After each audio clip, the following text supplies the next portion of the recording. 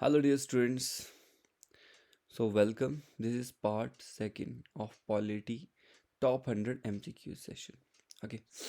सो ये जो पॉलिटी का सेकंड पार्ट आने वाला है 100 पिछले हमने 50 क्वेश्चन डिस्कस करे थे नेक्स्ट 50 इसके अंदर हम डिस्कस करने वाले हैं एंड सारे के सारे जो है मोस्ट इंपॉर्टेंट क्वेश्चन और जिस तरह से पूछा जा रहा है क्वेश्चन टीजीटी के अंदर है ना तो और पूछा जाएगा तो उस तरह के पैटर्न के हम क्वेश्चन डिस्कस करें। अच्छा जो भी बच्चे नए जुड़ रहे हैं so please do subscribe, like करना चैनल को और बेल आइकन जो है वो प्रेस कर दो आप लोग ताकि आपको ढूंढना ना पड़े चैनल जाके, है ना। जब भी मैं वीडियो जो है हर दिन अपलोड करता हूँ तो आपको जो है नोटिफिकेशन आ जाएगा एंड सारे वीडियो आपके काम के ही होने वाले हैं। देन आप जो है इजीली उनको बिना सर्च करे मतलब सुन सकते हो। सो स्टार्ट करते हैं। इसमें हम एमसीक्यू सिर्फ रिवीजन कर रहे हैं। कोई और भी बच्चा है जिसका जेबीटी का एग्ज़ाम में या कोई और एग्ज़ाम है तो उस एग्ज़ाम के लिए भी वो इस वीडियो को देख सकते हैं, क्योंकि जीएस जनरल स्टडी या जनरल नॉलेज जो सब्जेक्ट्स होते हैं उसमें क्वेश्चन एक जैसे ही आते हैं, कोई भी एग्ज़ाम हो। ठीक है, तो पार्ट फर्स्ट के बाद पार्ट सेकंड है हमारा, तो जल्दी से हम क्वेश्चन जो है डिस्कस कर लेते हैं। पहले जो है हमारे पास ये क्वेश्चन, फर्स्ट 10 क्वेश्चन हम डिस्कस 10 करके हम डिस्कस कर रहे होंगे। ठीक है, तो पहला क्वेश्चन 51st जो क्वेश्चन है, क्योंकि 50 हो चुके हैं then it is 51st। Which article of constitution deals with the attorney general of India. कौन सा अनुच्छेद जो है अटॉर्नी जनरल ऑफ इंडिया के साथ जो है आपका जुड़ा हुआ है। महान्यायवादी से संबंधित कौन सा अनुच्छेद है। तो कमेंट बॉक्स में आप आंसर दीजिए। आंसर जो है दैट इज 76, बी जो है वो करेक्ट आंसर है ना। आपको बेटा पता होना चाहिए 74 क्या है, 78 क्या है, 80 क्या है, सब आर्टिकल आपको पता होना चाहिए अगर आपका अच्छा मतलब आपने पढ़ रखा है तो 74 आपको पता होगा कि काउंसिल ऑफ मिनिस्टर्स जो होते हैं, ठीक है, किसके लिए, advice, aid and advice to president. तो यहाँ पर बोल रहा है कि मंत्रिपरिषद का जो गठन होना चाहिए एडवाइस करने को किसको, राष्ट्रपति को। 74 बोलता है। 76 हमने देख लिया कि आपका क्या है, महान्यायवादी जो है उसका आर्टिकल होता है। 78 आर्टिकल क्या होता है कि प्रधानमंत्री का ड्यूटी है अपने जितने भी एग्जीक्यूटिव वर्क हैं, जो भी उसके काम होते हैं मंत्रिपरिषद के, तो उनके बारे में बताना किसको, राष्ट्रपति को। दैट इज़ आपका 78। ठीक है, अब आप जब आर्टिकल 81 के अंदर जाते हो तो यहाँ पे आपको देखने को मिलता है राज्यसभा का गठन और लोकसभा का गठन। ठीक है, तो इस तरह से ये आर्टिकल्स एक एक आपको याद होने चाहिए। Next, this is question number 52। Who appoint the attorney general of India. कौन करता है महान्यायवादी की नियुक्ति। तो आपको जल्दी से बताना है मुझे। तो एक बात ध्यान रखना कि नियुक्ति जो है वो यहाँ पे प्रेसिडेंट करता है। अपॉइंटमेंट प्रेसिडेंट्स के द्वारा होती है जितने भी मैक्सिमम अपॉइंटमेंट है, मैंने लास्ट वीडियो में भी बताया था। अब प्रेसिडेंट अपॉइंट करते हैं तो आपको पता होना चाहिए अपॉइंटमेंट में एज क्या रहती है। तो एज का जो है यहाँ पे कोई कॉन्स्टिट्यूशन संविधान में ऐसा एज के बारे में कुछ नहीं बताया। क्वालिफिकेशन कोई स्पेसिफिक क्वालिफिकेशन है नहीं, लेकिन हाँ इस बंदे को जुडिशियल नॉलेज होना चाहिए। ठीक है, तो ये आपको पता होना चाहिए अटॉर्नी जनरल के बारे में। आपको पता होना चाहिए अटॉर्नी जनरल जो है वो होता क्या है। वो भारत का बेटा सबसे बड़ा वकील है, सरकारी वकील में सबसे बड़ा वकील, दैट इज़ अटॉर्नी जनरल। और वो भारत सरकार का वकील होता है। भारत सरकार के लिए केस जो है वो सुप्रीम कोर्ट या किसी भी कोर्ट में लड़ता है। ठीक है, next question, this is question number 53rd। Which article provide for the official language of the union. हाँ जी, संघ की राज्य जो भाषा है उसका प्रावधान किस अनुच्छेद में है। तो कौन से अनुच्छेद में जो है आपको ऑफिशियल लैंग्वेजेस का बताना है मुझे, कौन सा आर्टिकल है। अगर आपको भाग पता होगा कि कौन से भाग में आते हैं ऑफिशियल लैंग्वेजेस, देन आप इजीली जो है इसका आंसर कर सकते हो। यस, तो आंसर जो है दैट इज 343। 343 आर्टिकल जो है इसके अंदर आपको देखने को मिलेगा अनुच्छेद 343 में क्या, संघ की राजभाषा का प्रावधान। ठीक है, अब इसके बारे में डिटेल देखो यहाँ पे। अगर ऑफिशियल लैंग्वेज देखें तो वो आता है पार्ट 17 के अंदर। पार्ट 17 में ऑफिशियल लैंग्वेज में आर्टिकल है 343 से 351। पार्ट 16 के अंदर क्या आता है, पार्ट 15 के अंदर क्या आता है, 14 के अंदर क्या होता है, सब पता होना चाहिए। भाग भाग 14 के अंदर क्या आता है, दैट इज़ आपका यूनियन मतलब public service commission. Public service commission जिसमें कि यूपीएससी है, स्टेट पब्लिक सर्विस कमीशन, ये भाग 14 में आते हैं। एंड भाग 15 में क्या आता है, भाग 15 में आता है इलेक्शन कमीशन का गठन, है ना। और भाग 16 में क्या आता है, पार्ट 16 में जो आता है दैट इज़ आपका special provision for certain classes. तो आप देखोगे पार्ट 16 में स्पेशल जो है प्रोविज़न है SC ST, तो जो इस तरह की कुछ कुछ क्लासेस हैं उनके लिए कुछ स्पेशल प्रोविज़न है। रिजर्वेशन वाले जो पॉलिटिकल रिजर्वेशन होती है ना, 330 31 32, है ना, कि लोकसभा में रिजर्वेशन जो है SC ST को, विधानसभा में रिजर्वेशन SC ST को, ये बहुत इंपॉर्टेंट है। आर्टिकल भी याद रखना, 330 जो आर्टिकल है भाग 16 का, वो रिजर्वेशन देता है लोकसभा के अंदर SC और ST को। और जो हमारे पास आर्टिकल 332 है, ये रिजर्वेशन देता है विधानसभा के अंदर, किसको, SC और ST को। ये 330 और 32 आर्टिकल ये भाग 16 में आते हैं। और भाग 17 ये हो गया। अब इसके अंदर कुछ आर्टिकल ध्यान दे दो, जैसे कि article 343 official language of union, ठीक है। और एक इम्पॉर्टेंट है आर्टिकल 345, 345 में ऑफिशियल लैंग्वेजेस हैं किसकी, लैंग्वेज ऑफ द स्टेट, ठीक है। एक और आर्टिकल बहुत इंपॉर्टेंट है that is regarding courts, 348, 348 article है language used in supreme court and high court. तो हाई कोर्ट सुप्रीम कोर्ट में कौन सी भाषा यूज़ की जाएगी, क्या होगा, उसके बारे में 348 के अंदर लिखा गया है। तो इस तरह से कुछ आर्टिकल जो है आपको यहाँ पे याद रखने हैं पेपर के लिए। ओके, सो नेक्स्ट क्वेश्चन जो है दैट इज 54। तो which schedule deals with the allocation of the seats in Rajya Sabha. अभी देखो बेटा, हम रिवीजन कर रहे हैं इसलिए मैं बहुत सारे एक्सप्लेनेशन नहीं दे रहा हूँ, जस्ट आपको क्वेश्चन का आंसर देते रहना है। और ये इंपॉर्टेंट क्वेश्चन है, इनको सीधा सीधा देखो, कुछ इन्फॉर्मेशन में 2-4 पॉइंट एक्स्ट्रा बता रहा हूँ, उनको याद रखो। अगर आपको डिटेल में जानना है एक एक सब्जेक्ट की एक एक चीज़ के बारे में, तो मैं MCQ सीरीज़ जो है अलग से एक चला रहा हूँ, जिसके अंदर हम सेक्शन बेस्ड MCQ कर रहे हैं। मॉडर्न हिस्ट्री अभी हम कर रहे हैं, साथ में ही जो है मैं आपको दूसरा भी सब्जेक्ट स्टार्ट करने वाला हूँ कुछ दिन में। अभी ये जो टॉप 100 MCQs हैं, उसमें सेकंड लेक्चर ज्योग्राफी के ऊपर होने वाला है, जिसका वीडियो आज शाम को आपको देखने को मिलेगा। अभी आज 25 आई थिंक है, हाँ, तो आज शाम को जो है आपको देखने को मिलेगा नेक्स्ट ज्योग्राफी का एक टॉप 100 क्वेश्चन का एक लेक्चर। तो सब्सक्राइब करके रखो, बेल आइकन दबाओ, इसलिए मैं बोल रहा हूँ बेल आइकन जो प्रेस करके रखो। तो कौन सा शेड्यूल जो है बेटा राज्यसभा के सीट्स के लिए, मतलब आवंटन जो होता है राज्यसभा के लिए कितनी सीटें किस राज्य को मिलेंगी, तो वो राज्यसभा के अंदर कौन से अनुसूची में, 4 है, 5 है, नीचे ऑप्शन होगा 6 होगा 7 होगा, तो कौन सी अनुसूची है, क्योंकि आंसर तो इन्हीं दो में से है। तो फोर्थ शेड्यूल, तो चौथी अनुसूची के अंदर जो है ये आपको देखने को मिलता है राज्यसभा के लिए जो सीट्स है उनका आवंटन, ठीक है। तो fourth schedule is answer. Okay, so next question पे चलते हैं। नेक्स्ट क्वेश्चन बोलता है who is custodian of the constitution of India. भारतीय संविधान का संरक्षक किसे माना जाता है। तो भारतीय संविधान का संरक्षक कौन है बेटा, राष्ट्रपति है, प्रधानमंत्री है, सर्वोच्च न्यायालय या फिर संसद है। कौन है भारतीय संविधान का आपका संरक्षक। तो भारतीय संविधान का संरक्षक जो है वो कौन होता है, वो आपका होता है राष्ट्रपति। तो याद रखना राष्ट्रपति होता है, नो, जहाँ पहले टिक लगा था दैट वाज द आंसर, सर्वोच्च न्यायालय, ठीक है, ध्यान देना। लास्ट टॉपिक में भी हमने ये डिस्कस करा है सर्वोच्च न्यायालय। Okay, so next, which body decides disputes regarding the election of vice president. अगर वाइस प्रेसिडेंट के इलेक्शन में उपराष्ट्रपति के निर्वाचन से संबंधित कोई विवाद होगा, उसका निर्णय कौन करता है, उपराष्ट्रपति के। मैंने लास्ट टाइम आपको बताया था राष्ट्रपति उपराष्ट्रपति का कोई भी दोनों में से किसी के भी इलेक्शन में विवाद होता है तो वो जो है कौन करता है, दैट इज सर्वोच्च न्यायालय, सुप्रीम कोर्ट। तो सर्वोच्च न्यायालय जो है वो इसका डिसीजन लेता है, ठीक है, इसको याद रखना। Okay, then next question, next question है which article provides for impeachment of the president. कौन सा अनुच्छेद है बेटा जिसमें क्या है, राष्ट्रपति के महाभियोग की बात की गई। महाभियोग कौन से अनुच्छेद के अंदर राष्ट्रपति का होता है, इम्पीचमेंट। तो आपको पता होना चाहिए 56 के अंदर क्या है, आपको पता होना चाहिए 72 क्या है, 74 क्या है, 61 तो आंसर हो जाएगा। 61 जो है ये इम्पीचमेंट है, महाभियोग 61 के अंदर है ना।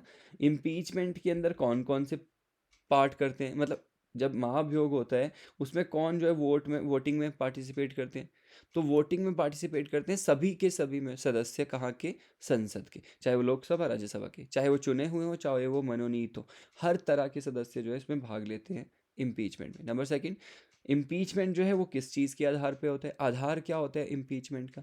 तो आधार याद रखना कि अगर क्या हो, वायलेशन ऑफ कॉन्स्टिट्यूशन, संविधान का उल्लंघन जो है, ये आधार है राष्ट्रपति के महाभियोग के लिए। कौन करता है? पार्लियामेंट करती है जी, लोकसभा राज्यसभा। कैसे करती है? स्पेशल मेजॉरिटी से करती है जी। तो ऐसी ऐसी चीज़ें बहुत सारी हैं, सब आपको याद होनी चाहिए, ठीक है।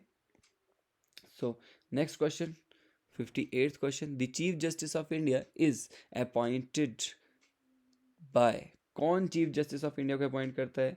Supreme court, president, prime minister, parliament. तो यहाँ इन ऑप्शन में ऐसे कौन सा है? प्रेसिडेंट। तो प्रेसिडेंट जो है वो सुप्रीम कोर्ट ऑफ इंडिया को अपॉइंट करता है, आर्टिकल 124 आप पढ़ोगे। और यहाँ पर चीफ जस्टिस को अपॉइंट करता है, सॉरी, तो चीफ जस्टिस के साथ साथ जजेस को भी राष्ट्रपति ही अपॉइंट करता है, लेकिन कैसे? कोलिजियम के कहने पर। तो याद रखना, सुप्रीम कोर्ट कोलिजियम। अब देखो दो ऑप्शन है, प्रेसिडेंट लिखा है, सुप्रीम कोर्ट कॉलेजियम लिखा है। तो अगर हमारे पास president and supreme court collegium, यहाँ पे बोल रहा है अपॉइंट कौन करता है? अपॉइंट तो राष्ट्रपति करता है बेटा, किसको? चीफ जस्टिस ऑफ इंडिया को। अपॉइंटमेंट की पावर इनकी है, लेकिन हाँ, सुप्रीम कोर्ट का एक कॉलेजियम होता है, कॉलेजियम के कहने पर ही अपॉइंट्स होते हैं जजेस सुप्रीम कोर्ट के, लेकिन राष्ट्रपति जो है वो अपॉइंट करता है कहने पर कॉलेजियम के। लेकिन अगर हम बात करें चीफ जस्टिस की, जजेस और चीफ जस्टिस फर्क है ना। चीफ जस्टिस जो है ये सुप्रीम कोर्ट का वो बनता है जो सीनियर मोस्ट जज होता है सुप्रीम कोर्ट का, ज़्यादातर उसको जो है राष्ट्रपति चुनता है एज अ चीफ जस्टिस, ये याद रख लो।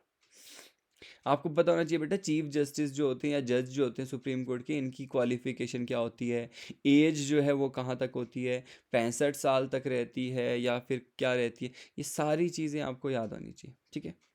देन आर्टिकल 59, इसलिए मैं कह रहा हूँ डिटेल वीडियो अगर आपको देखना है तो नेक्स्ट में वीडियो साथ साथ में बना रहा हूँ। अभी मॉडर्न हिस्ट्री का चल रहा है, जिसमें चैप्टर वाइज वीडियो है, जिसमें कि हर तरह के क्वेश्चन मैंने कवर करे हैं। तो आपको मतलब सब कुछ जिसने पढ़ना है ना, एमसीक्यू के थ्रू पढ़ाई करनी है, तो वो वीडियो भी देखे साथ में। जिसने रखा है और रिवीजन करना है उसके लिए ये ऐसे वीडियो फटाफट उनको भी देख सकते हैं, क्योंकि वहाँ पे भी वो फटाफट आंसर कर सकते हैं सारे क्वेश्चन के। लेकिन हाँ, वहाँ डिटेल में चलेगा, यहाँ पे जस्ट इंपॉर्टेंट चीज़ों पर डिस्कस करेंगे। Which part deal with the emergency provision, कौन सा भाग जो है ये आपातकाल के साथ जो है आपका संबंध रखता है? तो आपको पता होगा, बताओ मुझे कौन सा है? 16 है, 17, 18, 19। तो 18 जो है ये आपातकाल के ये मतलब के साथ संबंध रखता है। 352 से आप देखोगे आर्टिकल 360 के बीच में, 352 से 360 के बीच में बेटा यहाँ आर्टिकल्स आते हैं, ठीक है। तो सी जो है वो हमारे पास हो गया correct answer. Which amendment reduce the voting age to 18 year. तो लास्ट टाइम भी ये क्वेश्चन डिस्कस करा था, 21 साल से 18 साल के लिए जो एज कम हुई है, कौन से संविधान संशोधन के थ्रू हुई है? बहुत इंपॉर्टेंट क्वेश्चन है, हर बार पूछता है, इसलिए याद रख लेना इसको, ठीक है। तो 61वां संविधान संशोधन हुआ था, उसके अंदर जो है ये एज जो है, ये क्राइटेरिया, इसको 21 से कहाँ घटाया गया? 18 को घटाया गया। सो नेक्स्ट क्वेश्चन है, which article deals with the appointment of जजेस ऑफ सुप्रीम कोर्ट। अब जजेस ऑफ सुप्रीम कोर्ट का अपॉइंटमेंट कौन से आर्टिकल में होता है? तो मैंने आपको अभी बताया था, चाहे वो चीफ जस्टिस हो चाहे जजेस हो, सुप्रीम कोर्ट अगर हम बोल रहे हैं वो भाग 5 में आ रहा है, और भाग 5 के आर्टिकल 52 से 151 के बीच में। अब 52 से 151 के बीच में अगर सुप्रीम कोर्ट है तो आर्टिकल उसके बीच का होगा, जो कि एक ही आर्टिकल है 124, और आंसर खत्म हो जाएगा। नेक्स्ट क्वेश्चन पे आते हैं, who administers the oath of office to the vice president of India। yes, कौन जो है बेटा भारत के उपराष्ट्रपति को पद की शपथ दिलवाता है? कौन उपराष्ट्रपति को पद की शपथ दिलवाता है? राष्ट्रपति, चीफ जस्टिस, स्पीकर, या फिर आपका chief justice of supreme court? चलो जी बताओ, कौन दिलवाता है? तो राष्ट्रपति की शपथ तो दिलवाता था चीफ जस्टिस ऑफ आपका supreme court, chief justice CGI जिसको बोलते, चीफ जस्टिस ऑफ इंडिया। लेकिन उपराष्ट्रपति की शपथ राष्ट्रपति दिलवाता है, ठीक है। तो राष्ट्रपति दिलवाता है इसकी शपथ, ये आंसर हो जाएगा। नेक्स्ट क्वेश्चन आ जाओ, विच article provides for finance commission. कौन से अनुच्छेद में वित्त आयोग का प्रावधान है? तो वित्त आयोग का प्रावधान कौन से अनुच्छेद में है ये आपको बताना है। अनुच्छेद 280, 81, 82, 83। तो यहाँ भाग 12 जब आप पढ़ते हो वहाँ आर्टिकल 280 पढ़ते हो, 280 अनुच्छेद के अंदर जो है वित्त आयोग का प्रावधान है। क्वेश्चन पढ़ लेते हैं। क्वेश्चन क्या है? सॉरी। क्वेश्चन है the concept of judicial review in India has been borrowed from which country? हाँ जी, तो यहाँ पे बोल रहा है भारत में न्यायिक पुनरावलोकन की अवधारणा किस देश से ली गई है? जुडिशियल रिव्यू कहाँ से लिया है हमने? मैंने आपको बताया था लास्ट टाइम रिवीजन करते करते कि जुडिशियल रिव्यू कहाँ से लिया है। तो चलो बताओ कहाँ से लिया है जुडिशियल रिव्यू, कि हम जो है ले सकते हैं रिव्यू जुडिशरी के पास जाके अगर कोई भी उल्लंघन सरकार के द्वारा किया जा रहा है किसी कानून का और संविधान का। ये बेटा अमेरिका से लिया है, ध्यान देना। यूएसए से लिया है जुडिशियल रिव्यू का प्रावधान, ठीक है। आयरलैंड हमने पढ़ा था उस टाइम कि आयरलैंड से लिया है ना, DPSP. Next, which constitutional body supervise and control election of India? कौन सा जो है संवैधानिक पद है जो भारत के इलेक्शन को देखता है, उसका निरीक्षण करता है एंड नियंत्रण करता है? ये बताना है मुझे आपको। नॉर्मल है, इलेक्शन है तो इलेक्शन कमीशन होगा यार। इलेक्शन कमीशन का आर्टिकल बता दो फिर फटाफट। इलेक्शन कमीशन का आर्टिकल 324 के अंदर इलेक्शन कमीशन का गठन होता है, ठीक है। And next, this is next. तो क्वेश्चन आपको बताना है which article of the constitution deal with the financial emergency? हाँ जी, वित्तीय जो आपका आपातकाल है कौन से अनुच्छेद के अंदर आता है? कौन सा अनुच्छेद है वित्तीय आपातकाल के लिए?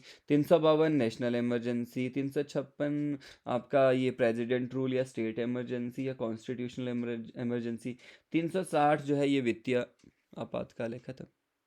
Next, the salary of supreme court जजेस are charge on which fund? हाँ जी, सैलरी कहाँ से ली जाती है? जो आपका सर्वोच्च न्यायालय के न्यायाधीश हैं उनका वेतन किस कोष से दिया जाता है?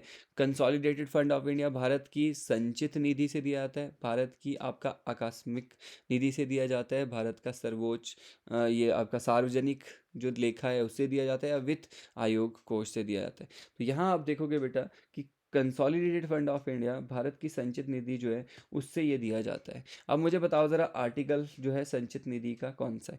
एक मैं आपको ऑप्शन देता हूँ, 266 और 267 आर्टिकल, दो आर्टिकल में से आपको आंसर बताना है। एक इन दोनों में से होगा क्या? कंसोलिडेटेड फंड ऑफ इंडिया संचित निधि होगी और दूसरी आकस्मिक निधि होगी, दैट इज कंटिंजेंसी फंड। तो बताओ कंसोलिडेटेड फंड कौन सा है, कंटिंजेंसी फंड कौन सा है इनमें से? और दोनों में फ़र्क मैं आपको बता देता हूँ। कंसोलिडेटेड फंड ऑफ इंडिया जो होता है बेटा, उसमें जो पैसा होता है उसको निकालने के लिए पार्लियामेंट की सलाह लेनी पड़ती है, स्पेशल बिल आता है, मनी बिल, उससे ये पैसा निकाला जा सकता है। लेकिन अगर हम बात करें ये कंटिंजेंसी फंड, ठीक है, तो ये जो आपका आकस्मिक निधि है इससे अगर पैसा निकालना है तो राष्ट्रपति के पास पावर होती है, राष्ट्रपति इसको आपातकाल के दौरान जो है निकालता है, ठीक है। तो ए जो है इसका आंसर हो जाएगा। नेक्स्ट क्वेश्चन पे आते हैं। नेक्स्ट क्वेश्चन है which amendment made education a fundamental right? कौन सा आपका ये भारत के संविधान में संशोधन हुआ था जिसने फंडामेंट मौलिक अधिकार बनाया था शिक्षा को?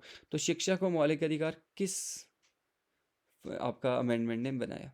कौन सा जो है संविधान संशोधन के अंदर ये मौलिक अधिकार बना, शिक्षा? तो आप देखोगे 86 कॉन्स्टिट्यूशनल अमेंडमेंट एक्ट होता है 2002 में, तो यहाँ पर अटल बिहारी वाजपेयी जी की सरकार के दौरान ये मौलिक अधिकार बनता है। अब ये 86 जो अमेंडमेंट हुआ है संविधान के अंदर, ये बहुत जगह पे हुआ है। ये फंडामेंटल राइट्स में हुआ है जिसमें आर्टिकल 21A जोड़ा है। 21A होता है आज के समय में मौलिक अधिकार कौन सा, शिक्षा का। ये पूछा जा सकता है क्योंकि अभी मौलिक अधिकार में कुछ ऐड होने वाला है इस शिक्षा के रिगार्डिंग। एंड एक और हुआ था, वो हुआ था डीपीएसपी में। डीपीएसपी के अंदर ऑलरेडी एक आर्टिकल था बेटा 45। इस 45 के अंदर कुछ बदलाव किए गए जो कि इसी से रिलेटेड थे, तो उसमें चेंज हुआ। एक और हुआ है वो है फंडामेंटल ड्यूटी भाग 4A। तो भाग 3, भाग 4, भाग 4A, तीनों जगह पे फंडामेंटल 11वीं फंडामेंटल ड्यूटी जो है वो ऐड हुई थी। तो 3 जगह पे संशोधन हुआ था इस 86 में। नेक्स्ट क्वेश्चन पे आते हैं। Which schedule of constitution deals with the administration of the scheduled area. हाँ जी बताओ, शेड्यूल्ड एरिया, तो आपको बताना है अनुसूची जो है क्षेत्रों के, अनुसूचित क्षेत्रों के प्रशासन से संबंधित प्रावधान किस अनुसूची में है।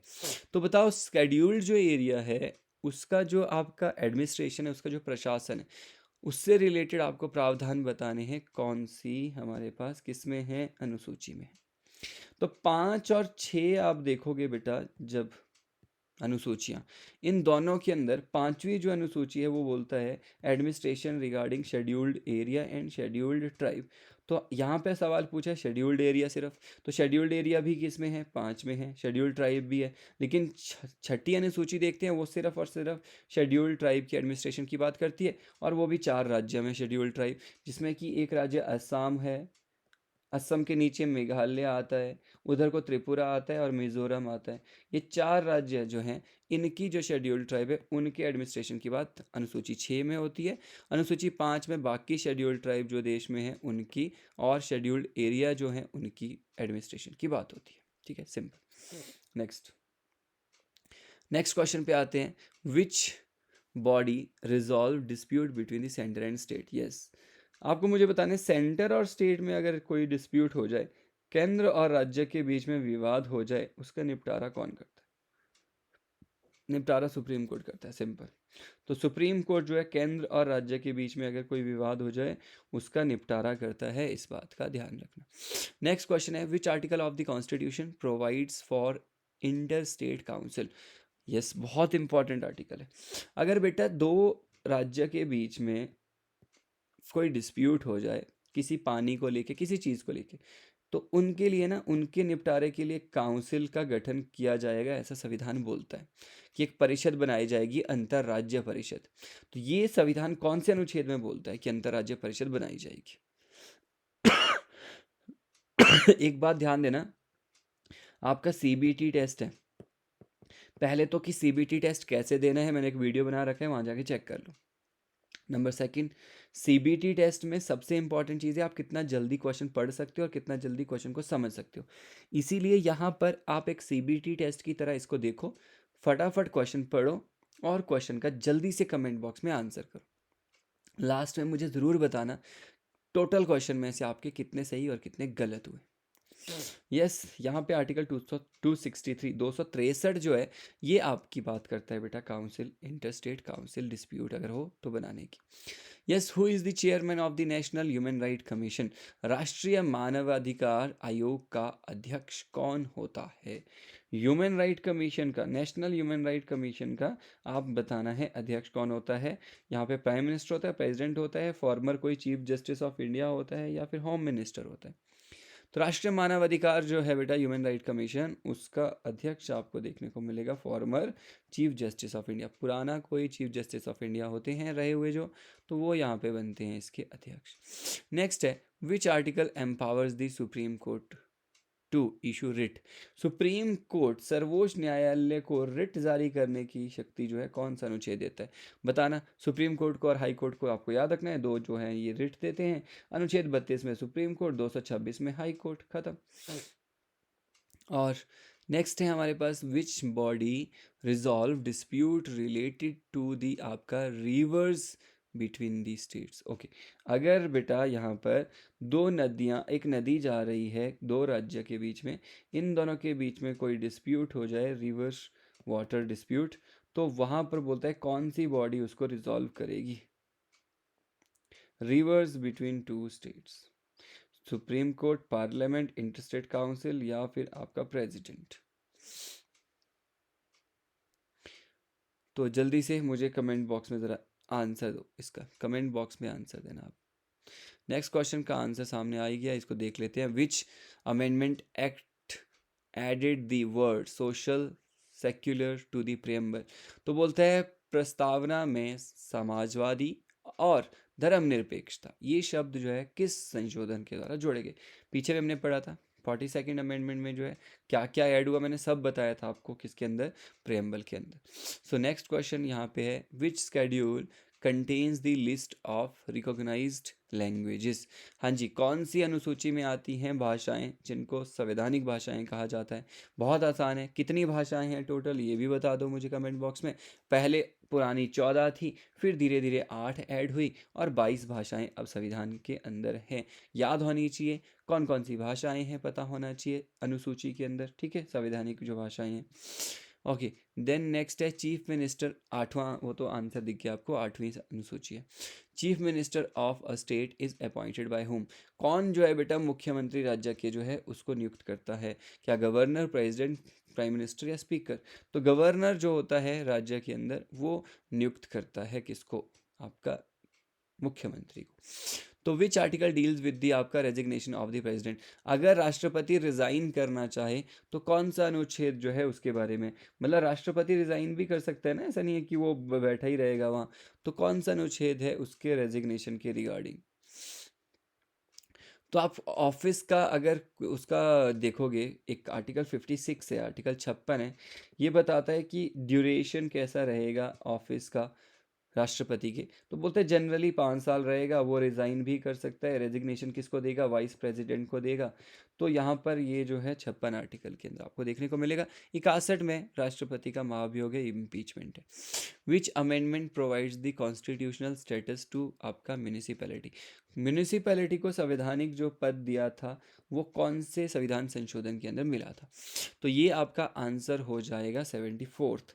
74वां संविधान संशोधन 1992 में हुआ था, जिसमें म्यूनिसिपैलिटी को जो है आपका क्या मिला था? नगर पालिकाओं को आपका संवैधानिक पद मिला था। और 73वां संविधान संशोधन भी 1992 में हुआ है, जिसमें पंचायती राज को संवैधानिक पद मिला था, ठीक है।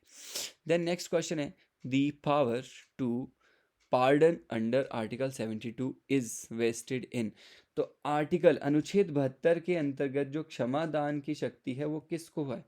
प्रधानमंत्री को है, सुप्रीम कोर्ट को है, प्रेसिडेंट को है या गवर्नर को है? बहुत आसान, गवर्नर को है। नहीं, प्रेसिडेंट को है। गवर्नर को भी होता है बिल्कुल। आप क्या करना, एक सिंपल सा मैं आपको ट्रिक बताता हूँ।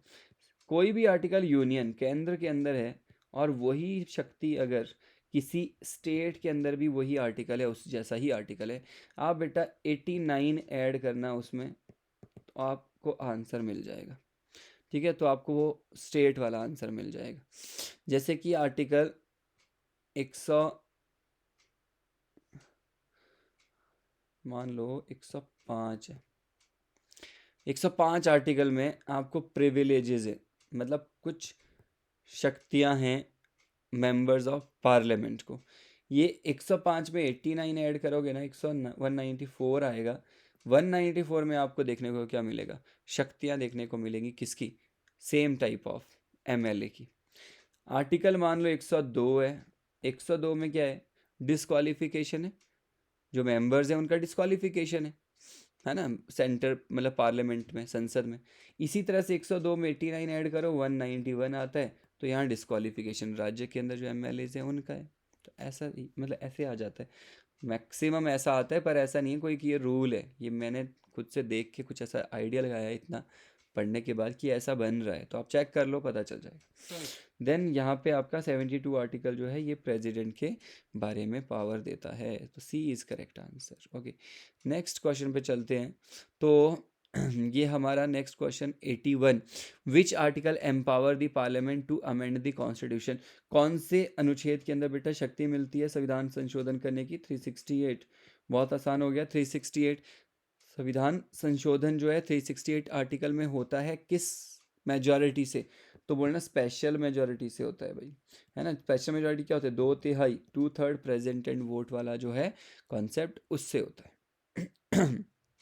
Next question, which body is responsible for the delimitation of the constituency? हाँ जी, निर्वाचन क्षेत्रों के अगर क्या करना हो, परिसीमन मतलब सीमाओं में बदलाव करना हो, उसका कार्य कौन करता है? तो परिसीमन का काम कौन करता है? निर्वाचन क्षेत्रों का। तो जो निर्वाचन का काम करता है वही परिसीमन का काम करता है, निर्वाचन आयोग, है ना। 324 324 आर्टिकल निर्वाचन आयोग, खत्म। ऐसे आर्टिकल साथ साथ में याद रखते जाना। ओके, ऑप्शन और भी तो है यार निर्वाचन आयोग के अलावा। परिसीमन आयोग, निर्वाचन आयोग के अंदर वैसे तो इसी का काम होता है बेटा, निर्वाचन आयोग ही गठन करता है किसका? आपका डिलिमिटेशन कमीशन का। तो डिलिमिटेशन कमीशन जो होता है उसमें पावर तो निर्वाचन आयोग की ही चलती है, बट अगर डिलिमिटेशन कमीशन नहीं दिया हो ना, निर्वाचन आयोग सिर्फ हो, तो आंसर निर्वाचन आयोग हो जाएगा। अगर डिलिमिटेशन कमीशन भी साथ में दिया है परिसीमन आयोग, तो फिर परिसीमन आयोग का स्पेसिफिक काम है वो करने का, तो देन ये आंसर हो जाएगा। ठीक है, okay. So next question, this is question number 83। तो बोलता है which article deals with the आपका protection of interest of minority. कौन सा अनुच्छेद है जो अल्पसंख्यकों के हितों की सुरक्षा करता है? चलो बताओ, अल्पसंख्यकों के बारे में इसमें कौन सा जो है यहाँ पर दिया है आर्टिकल? दो इंपॉर्टेंट चीज़ें हैं माइनॉरिटी के बारे में, दो आर्टिकल्स हैं। अल्पसंख्यकों के हितों की सुरक्षा का किसने कहा है? एक है 29, एक है 30। 30 के अंदर जो है अल्पसंख्यकों का एजुकेशनल राइट है, याद रखना, शिक्षा का सिर्फ अधिकार है 30 के अंदर अल्पसंख्यकों। बाकी जो राइट्स आपको देखने को मिलेंगे वो 29 के अंदर है। तो 29 एंड 30, 29 इसका आंसर सही हो जाएगा। देन नेक्स्ट क्वेश्चन पे आते हैं, the president of India is selected by. तो प्रेजिडेंट ऑफ इंडिया जो है उसको कौन सिलेक्ट करता है जी? तो आपको बताना है जी, डायरेक्ट इलेक्शन होते हैं कि मेंबर ऑफ पार्लियामेंट सिर्फ करते हैं, इलेक्टोरल कॉलेज करता है, या फिर स्टेट असेंबलियां करती हैं? तो यहाँ पे बेटा जो निर्वाचक मंडल है ना, इसके द्वारा किया जाता है। यार निर्वाचक मंडल में होते कौन है? प्रेसिडेंट के। निर्वाचक मंडल में आपको याद रखना कि सभी के सभी इलेक्टेड मेंबर होते हैं, चुने हुए जो सदस्य होते हैं संसद के, वो सभी के सभी चुने हुए सदस्य राज्य की विधानसभाओं के, सभी के सभी चुने हुए सदस्य जो आपके क्या हैं, यूनियन टेरिटरी, केंद्र शासित प्रदेश हैं, उनके अंदर अगर असेंबली है, लेजिस्लेटिव असेंबली है, अगर उनके पास विधानसभाएं हैं, तो उन विधानसभाओं के भी कौन, चुने हुए जो सदस्य हैं वो। सिर्फ चुने हुए सदस्य जिनके पास राज्य में विधानसभाएं या केंद्र शासित प्रदेश में विधानसभाएं हैं, या फिर आपके पास पार्लियामेंट हो गया, उन सभी सदस्यों द्वारा चुना जाता है राष्ट्रपति को।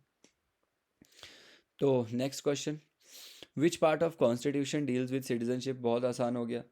तो नागरिकता के संबंध में कौन सा अनुच्छेद है जी? तो यहाँ पे पार्ट 2 है, आर्टिकल 5 से लेकर 11 आपको देखने को मिलेगा। नागरिकता में आर्टिकल 9 बहुत इंपॉर्टेंट है और 11 इंपॉर्टेंट है। 9 आर्टिकल बोलता है एकल नागरिकता, सिंगल सिटीजनशिप होगी भारत के अंदर। अगर कोई हमारे देश के अलावा बाहर की नागरिकता लेता है तो उसकी नागरिकता कैंसिल हो जाएगी, ये बोलता है अनुच्छेद 9। 11वां अनुच्छेद क्या बोलता है सिटीजनशिप का? 11वां अनुच्छेद बोलता है कि पार्लियामेंट के पास पावर है कि कोई भी लॉ बना सकते हैं वो नागरिकता के रिगार्डिंग। तो नागरिकता के रिगार्डिंग कोई भी कानून बनाना है तो पार्लियामेंट बना सकता है, ये अनुच्छेद 11 बोलता है। और अभी कानून है सिटीजनशिप एक्ट 1955 है, हमारे पास नागरिकता के लिए कानून है 1955 का, तो वो याद रखना। उसके तहत 5 तरीके होते हैं नागरिकता लेने के, 3 तरीके होते हैं नागरिकता खोने के। तो ये आपको पता होना चाहिए सब कुछ नागरिकता के बारे में। एकल नागरिकता का प्रावधान किस देश से लिया है हमने, ये कमेंट बॉक्स में बताओ मुझे। Next question, so next question is which amendment introduced the anti defection law? तो कौन सा संविधान संशोधन हुआ था जिसने जो है बेटा दल बदल जो कानून था उसको ऐड किया था? ये मैंने आपको शेड्यूल्स के अंदर एक बार रिवीजन में समझाया था कि 52nd अमेंडमेंट हुआ था 1985 में। तो 1985 में 52वें संविधान संशोधन के अंदर एंटी डिफेक्शन लॉ को अनुसूची 10 के अंदर ऐड किया गया, और आर्टिकल 102 के अंदर भाग 2 में ये डिस्क्वालिफिकेशन के लिए, इसके तहत डिस्क्वालीफाई होते हैं मेंबर, और स्पीकर के पास पावर होती है लोकसभा में डिस्क्वालीफाई करने की। डिस्क्वालिफिकेशन अंडर किस में? Anti defection. ध्यान देना, दल बदल कानून में स्पीकर है दी पावर कि वो डिसाइड करेगा कि कोई बंदा डिस्क्वालीफाई है या नहीं है लोकसभा का। 102 आर्टिकल के 2 भाग के अंदर आपको देखने को मिलेगा ये, ठीक है, और अनुसूची 10 में भी देखने को मिलेगा। देन यहाँ पे सवाल है कि जी टर्म ऑफ राज्यसभा मेंबर कितना होता है? राज्यसभा के सदस्यों की जो आपका मतलब कार्यकाल है वो कितना होता है? 4 5 साल, 6 साल, या स्थायी होते हैं? ये सदस्य स्थायी होते हैं या 6 साल होते हैं? तो स्थायी सदस्य नहीं होते हैं, स्थायी तो ये खुद सदन है। राज्यसभा एक परमानेंट हाउस है, लेकिन मेंबर 6 साल के लिए चुने जाते हैं, और हर 2 साल बाद 1/3 जो सदस्य होते हैं उनका रिटायरमेंट और चुनाव होता है, ठीक है, ये ध्यान देना। नेक्स्ट क्वेश्चन पे आते हैं, which article which article abolishes untouchability? कौन सा अनुच्छेद जो है आपका छुआछूत को खत्म समाप्त करने वाला अनुच्छेद माना जाता है। यस, कौन सा अनटचेबिलिटी के खिलाफ है? अनटचेबिलिटी।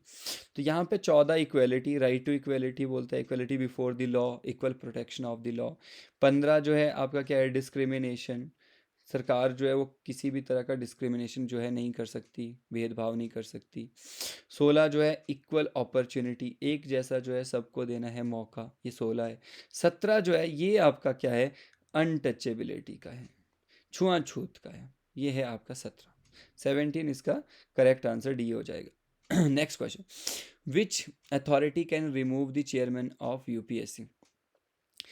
अगर यूपीएससी का चेयरमैन हटाना हो तो किसके पास पावर है? कौन यूपीएससी के चेयरमैन को हटा सकता है? चेयरमैन की बात हो रही है, UPSC, remove the UPSC chairman. Parliament, supreme court, president और आपका प्राइम मिनिस्टर। बेटा हटा तो प्रेसिडेंट सकता है लेकिन अपनी मर्जी से नहीं हटा सकता प्रेसिडेंट। तो पहले जो है केस सुप्रीम कोर्ट से सुना जाएगा, सुप्रीम कोर्ट के आदेश पर फिर प्रेसिडेंट जो है, अगर सुप्रीम कोर्ट देखेगा कि हाँ ये गलती करी है, अनसाउंड माइंड है या फिर काम करने लायक नहीं है, पागल है बंदा, तो फिर प्रेसिडेंट हटाएगा सुप्रीम कोर्ट के कहने पर, ध्यान देना। पर आंसर हटाएगा कौन? वो तो प्रेसिडेंट आंसर, सी इसका आंसर होना चाहिए। तो C is correct answer. Next, which fundamental right is available to both citizen and foreigner? चलो जी बताओ, कौन सा फंडामेंटल राइट है जो नागरिकों को देश के और फॉरेनर्स को देश के दोनों को मिलता है? मतलब फॉरेनर मतलब नेपाली आया हुआ है कोई इंडिया में, बाहर से कोई बंदा काम करने आया हुआ है, दे आर फॉरेनर्स, है ना। जो भारत के नागरिक नहीं है वो सब फॉरेनर है, सिंपल। ठीक है, तो बताओ जी कौन सा इनमें से अनुच्छेद है जो दोनों को मिलता है? आपको याद रखना चाहिए पहले कि कौन सा अनुच्छेद है जो सिर्फ नागरिकों को मिलते हैं। तो 15, 16, सॉरी 15, 16, 19, 29, 30, ये 5 ऐसे अनुच्छेद है जो सिर्फ और सिर्फ नागरिकों को मिलते हैं। इसके अलावा नागरिक और फॉरेनर सबको मिलते हैं बाकी। तो यहाँ पे इसके अलावा बच गया 21। तो 21 सबको मिलता है, और 21 है क्या? 21 है राइट टू लाइफ, जीने का जो अधिकार है जीवन का। ठीक है, तो वो 21 है right to life and personal liberty. ठीक है, जो स्वतंत्रता और जीने का अधिकार वो यहाँ पे आपको दिया लिबर्टी का। ओके, नेक्स्ट आता है क्वेश्चन, लास्ट हमारे पास बचे हैं अब 10 क्वेश्चन, फटाफट कर लेते हैं। नेक्स्ट क्वेश्चन यहाँ पे है, which article guarantees protection of life and personal liberty? अभी मैंने बोला, तो मतलब इसमें तो कुछ अब पढ़ने की ज़रूरत ही नहीं, 21 जो है आंसर हो जाएगा। देन नेक्स्ट क्वेश्चन है, which body can declare a law unconstitutional? तो कौन सा बॉडी जो है बेटा, कौन सा जो मतलब कानून को असंवैधानिक घोषित कर सकता है? किसके पास अधिकार है? बिल्कुल सुप्रीम कोर्ट के पास अधिकार है ये, बस सुप्रीम कोर्ट क्योंकि गार्डियन है ना संविधान का। अब वो देखेगा संविधान की कौन सी चीज़ खिलाफ है, कौन सी सही है, तो इसलिए वो संरक्षक माना जाता है सुप्रीम कोर्ट का। हाँ जी, जीएसटी जो है बताओ कौन सा इंडिया के अंदर, कौन से संविधान संशोधन के अंदर ऐड हुआ था? जीएसटी 99, 100, 101, 102, कौन सा संविधान संशोधन हुआ था जिसके अंदर जीएसटी को ऐड किया गया? तो दैट वाज आपका 101, 101 संविधान संशोधन हुआ था, इसके अंदर जीएसटी को ऐड किया गया। बताओ 2016 या 17? 16, 17 में लागू हुआ। ठीक है, तो अब यहाँ पर नेक्स्ट क्वेश्चन है, तो which schedule of constitution deals with the tribal area in Assam, Meghalaya, Tripura and Mizoram? पीछे मैंने बताया था आपको कि कौन सी अनुसूची है जो असम, मेघालय, त्रिपुरा और मिजोरम के जनजातीय क्षेत्र से संबंधित जो है प्रावधान की अनुसूची है। हाँ जी, किस अनुसूची में आइए कि उनका कैसा होगा एडमिनिस्ट्रेशन, कौन करेगा, क्या करेगा, इन 4 राज्यों के अंदर जो एसटी हैं, जनजातीय जो क्षेत्र हैं उनका। तो ये है 6ठी अनुसूची, 6 शेड्यूल। 7वां क्या बोलता है? यहाँ पे आवंटन है शक्तियों का विभाजन। 7वें में यूनियन लिस्ट है, स्टेट लिस्ट है, आपका कनकरेंट लिस्ट है, संवर्ती सूची, ये सूचियाँ हैं 7वें में। 9वें में क्या है? 9वें में कानून है, लॉ है, भूमि भूमि सुधार कानून है 9वें में के अंदर। ठीक है, 5th के अंदर क्या है? 5th के अंदर है शेड्यूल्ड एरिया और शेड्यूल्ड ट्राइब, जितने भी आपकी क्या है अनुसूचित जनजातियाँ हैं, जनजातियाँ हैं, और आपका ये जो शेड्यूल्ड एरिया है अभी मैंने पीछे बताया था, शेड्यूल्ड एरिया और शेड्यूल्ड ट्राइब, बाकी जो बचे हुए शेड्यूल्ड ट्राइब इन 4 राज्यों के अलावा, उनका एडमिनिस्ट्रेशन और शेड्यूल्ड एरिया का। ठीक है, नेक्स्ट क्वेश्चन पे आते हैं 95th।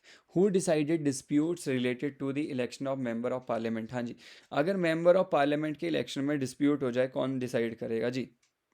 मेंबर ऑफ पार्लियामेंट के इलेक्शन में अगर कोई दिक्कत हो जाए, कौन डिसाइड करेगा बताओ? इलेक्शन कमीशन, सुप्रीम कोर्ट और हाई कोर्ट और प्रेसिडेंट। ज़रूर मुझे बताना आपका ये सवाल सही हुआ या गलत हुआ। बहुत सारे बच्चों का गलत होगा क्योंकि मुझे पता है। तो डिसाइड कौन करता है बेटा? हाई कोर्ट करेगा, याद रखना। वो स्टेट का हाई कोर्ट जिस स्टेट का एमपी वो है, और उस स्टेट में अगर डिस्प्यूट हुआ है, मान लो हिमाचल का कोई एमपी है और हिमाचल के एमपी के इलेक्शन में कोई डिस्प्यूट है, तो वो हिमाचल हाई कोर्ट डिसाइड करेगा उसका। ठीक है, तो ध्यान देना इस बात को। तो सी आंसर होना चाहिए, and C is the correct answer. Next question है, which article deals with the आपका प्रिवेंटिव डिटेंशन। हाँ जी, आपको बताना है आपका निवारक निरोध। तो निवारक निरोध से संबंधित प्रावधान किस अनुच्छेद में है? कौन सा अनुच्छेद, आर्टिकल है निवारक निरोध के संबंधित? प्रिवेंटिव डिटेंशन आपने पढ़ा होगा, अरेस्ट एंड प्रिवेंटिव डिटेंशन, है ना। फंडामेंटल राइट अगेंस्ट, अगर गलत तरीके से कोई अरेस्ट कर रहा है पुलिस, क्योंकि रूल्स हैं, अगर आपको अरेस्ट करना है तो क्या है क्या नहीं है आपको याद। तो यहाँ पे ये बोल रहा है कौन सा इसके अलावा मतलब अनुच्छेद है। तो आपके पास 2 आर्टिकल होते हैं बेटे, एक होता है 20, एक होता है 22।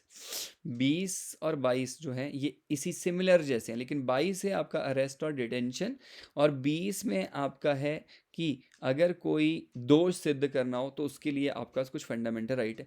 तो दोष सिद्धि के लिए जो मौलिक अधिकार है वो 20 है, और अरेस्ट और डिटेंशन में 22 है। ठीक है, 21 हो गया अभी हमने जो पढ़ा था, ये आपका right to life and personal liberty. और 23 जो है ये क्या है? ये है आपके पास चाइल्ड लेबर। चाइल्ड लेबर 23 है, 24 है ह्यूमन ट्रैफिकिंग। ऐसे ऐसे याद कर लेना, human trafficking and child labour 23-24 article है। Then which constitutional body advises president on, बोलता है डिस्क्वालिफिकेशन ऑफ एमपी। तो सांसदों की अयोग्यता पर राष्ट्रपति को जो आपका परामर्श है कौन देता है? राष्ट्रपति को परामर्श कौन देता है कि अगर जो आपका एमपीज हैं वो अयोग्य हैं? ये राष्ट्र, एक दो चीज़ें हैं, प्रेसिडेंट भी डिस्क्वालीफाई करता है एमपी को, ध्यान से सुनना, प्रेसिडेंट भी डिस्क्वालीफाई करता है मेंबर ऑफ पार्लियामेंट्स को। मतलब प्रेसिडेंट करेगा लेकिन बोलेगा कौन? निर्वाचन आयोग, इलेक्शन कमीशन। वो ये आर्टिकल, ये हमने जो अभी बोला आर्टिकल डिस्क्वालिफिकेशन का 102 है ना, आर्टिकल 102 के अंदर आप इसको ध्यान डिटेल में पढ़ोगे। एक है बेटा प्री इलेक्शन डिस्क्वालिफिकेशन, एक होता है पोस्ट इलेक्शन डिस्क्वालिफिकेशन। इलेक्शन से पहले डिस्क्वालिफिकेशन की इलेक्शन कमीशन ने जो है कोई कंडीशन बनाई थी, ये नहीं करना ये नहीं करना, जो हम बोलते हैं ना अब ये लग गया है इलेक्शन से पहले क्या स्किप हो गया जीप से मेरा, कंडक्ट, कोड ऑफ कंडक्ट। तो कोड ऑफ कंडक्ट के दौरान भाई इसने वायलेशन करा कोड ऑफ कंडक्ट का, कि इलेक्शन के दौरान जो आपका कुछ रूल्स होते हैं कंडक्ट को फॉलो कर, उस पर्टिकुलर चीज़ को फॉलो करने के लिए, तो वो रूल का अगर वायलेशन हो रहा है तो इस टाइम पे डिस्क्वालिफिकेशन इलेक्शन कमीशन के द्वारा हाई कोर्ट, और हाई कोर्ट डिसाइड करके इलेक्शन कमीशन उसको डिस्क्वालीफाई करता है। ठीक है, लेकिन अगर पोस्ट इलेक्शन डिस्क्वालिफिकेशन हो, मतलब इलेक्शन के बाद डिस्क्वालिफिकेशन हो, कि मेंबर जो है इलेक्शन के बाद, इलेक्शन हो चुका है फिर बहुत सारे हैं जैसे वो सिटीजन ऑफ इंडिया नहीं है, ये बहुत सारी मतलब बहुत सारी चीज़ें हैं उसने कुछ करा है, इलेक्शन के बाद अगर डिस्क्वालिफिकेशन हो, 102 आर्टिकल में आपको दिया है प्रावधान कैसे होता है, तो वो डिस्क्वालिफिकेशन प्रेसिडेंट करता है, ये ध्यान देना। तो इसमें ए जो है आंसर हो जाएगा। नेक्स्ट है 98, which amendment lowered the voting age. अरे ये क्वेश्चन बहुत इंपॉर्टेंट है, 2 बार डिस्कस हो चुका है, आपको पता होगा 61st। Which article provides for proclamation of president rule in state. तो ये भी बहुत, कौन सा अनुच्छेद है बेटा जो किसी राज्य में राष्ट्रपति शासन की जो है आपका घोषणा करता है? तो 356 हो गया राष्ट्रपति शासन के लिए, है ना। लास्ट क्वेश्चन है हमारा, the right to education is provided under which article. तो राइट टू एजुकेशन कौन से आर्टिकल के अंदर है? 21A के अंदर है, बी आंसर हो गया। दैट्स इट, यहाँ पे हमारा ख़त्म होता है पॉलिटी का टॉप जो हमने 100 MCQs डिस्कस करने थे, जहाँ से सीधे सवाल आपको मिलेंगे पेपर में। आप मुझे बताना बाद में भी आके कि कितने क्वेश्चन आए। एंड डिटेल में भी बहुत सारे हम पढ़ रहे हैं। मैंने आपको बताया कि अभी डिटेल वीडियो चल रही है मॉडर्न हिस्ट्री के ऊपर, चैप्टर वाइज MCQs। सिमिलर जो है दूसरा सब्जेक्ट भी मैं शुरू कर दूंगा साथ में ही। आप बताओ कौन सा सब्जेक्ट करना है शुरू, उस पर MCQ बनाना शुरू करूँगा। जोग्राफी मैं सोच रहा था, बाकी आप बताना मुझे। Okay bye. शेयर करना, लाइक करना, सब्सक्राइब तो ज़रूर करना, और अपने दोस्तों को भी शेयर करना। बाय।